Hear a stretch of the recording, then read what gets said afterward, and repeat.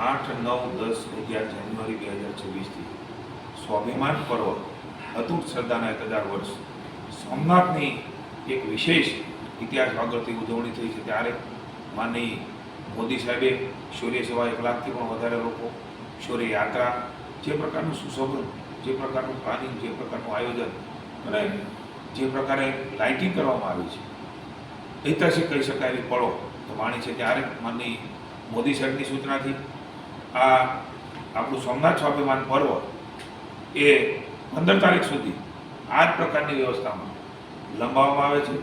ન માત્ર વેરાવળ પણ સમગ્ર ભારત અને સમગ્ર દેશમાંથી સૌ સોમનાથ મહાદેવના ભક્તજનોની લાગણી હતી. આ લાગણી ધ્યાને રહીને રાજ્ય સરકાર માનનીય ભૂપેન્દ્રભાઈને, હર્ષભાઈના નેતૃત્વમાં ચાલતી સરકારે નિર્ણય કર્યો છે. હું સૌને વિનંતી કરું છું, અદ્ભુત કહી શકાય એવા માહોલમાં સાંસ્કૃતિક કાર્યક્રમ થશે, લોક ડાયરા થશે. ભાઈ રાજદાન ગઢવી, મયુર દવે, વિવિધ કલાકારો તો 15 તારીખ સુધી આવવાના છે.